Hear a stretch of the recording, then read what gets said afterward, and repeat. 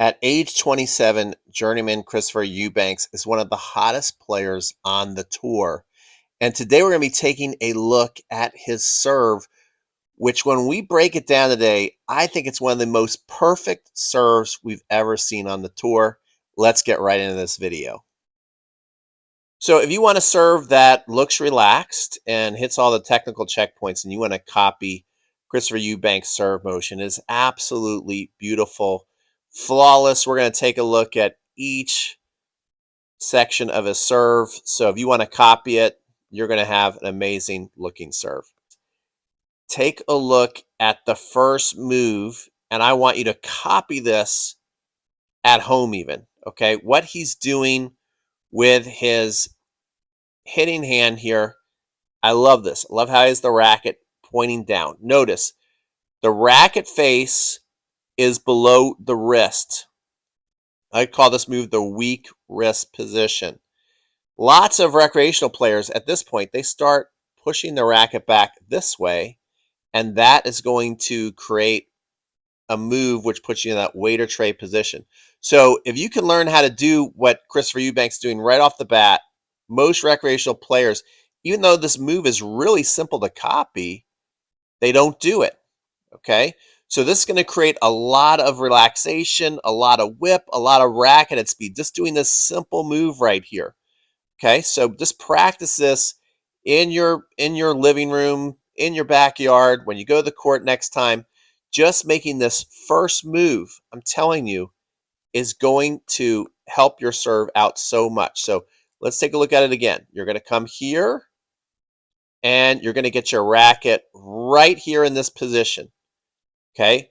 The racket is going to be below the wrist, and then what's going to happen is you're going to keep rising it up right in this position. What you want to pretend is that you're going to serve somebody a Coca-Cola right on your racket. See if you can do that. Another good thing you can do is you can also do this drill by placing a tennis ball on your racket. Just get into that position. You can start actually in this position. Next thing we're going to look at is the position he gets his body into on his non-dominant side. Notice how he's pushing his hip out over the baseline. Some coaches don't like that. I think it's great, and that really helps get your tossing arm into the position that he's in. Notice how he's got that extreme tilt going on with his toss arm. He even has his hand flattened out here. This is a great position to get into. So practice getting in this, because so many recreational players, when they get in position, their arm actually like maxes out right there. So keep rising your arm up after you toss the ball. Let's take a look at where he releases the ball in his toss. Okay. So he comes here, he releases the ball right about there, right about his nose, his eye position. This way he's letting go of the ball. But notice as the ball comes out of his hand, he keeps rising up. Okay. And then right here, take a look at how low the racket still is and how his arm is up high. Okay. What he's doing there is he's going to make his racket do a big game of catch up. So he holds there in that position for a long time until his legs are going to explode up to the tennis ball.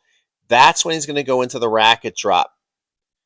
So playing a big game of catch up by doing that, he moves up into the pinpoint stance. So he slides his back leg up to the inside of his shoe. Now, I don't mind if you use a platform or a pinpoint, but I do think a pinpoint stance, I've done both in my day, and I do think a pinpoint stance kind of makes a nice rhythm, gives you a nice rhythm, and also helps you really load your legs one last time to jump up and explode after the ball. Okay, and I notice a lot of people with a pinpoint stance, they tend to get out into the court a little further. It's easy to kind of launch yourself out in the court. And then we see when he's hitting that ball, look at how straight his arm is when he's making contact. Also notice the non-dominant hand, how he tucks it in here. This is something you want to Practice this tuck. This keeps you from over-rotating and losing your balance too early, tucking it in. You're going to see that when he's done, that his arm, his non-dominant arm will actually come and point back this way, but you don't want to do it too early. Otherwise, you're going to over-rotate too early. Okay, so after that, we're going to see, watch how he starts to pronate out here. Look at that rotation right there in his forearm. He lands. He's got a little bit of a leg kick, not too high, so he can be nice and balanced. And there is the follow through. And this serve was a big reason why Christopher Eubanks got so far at Wimbledon this year, and he's continued to do well. He won his first round at the Atlanta Open. Really would love to see him do great in the hard court season, have an awesome U.S. Open. So if you want to have an amazing serve, you can see it can really, if you follow these fundamentals, you can really develop an amazing serve. I have a 7-day serve challenge that you can sign up for free. So I have a 7-day serve challenge.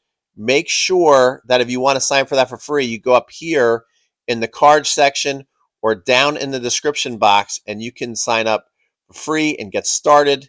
I analyze so many different pros throughout the week to give you a inspirational video, and then I give you a lesson a day, and you can even send in your videos for me to analyze. So this is Pete from Crunch Time Coaching signing off. Make sure to subscribe if you want to see more serve, forehand, backhand analysis of the best players on the planet. We'll see you guys on the next video.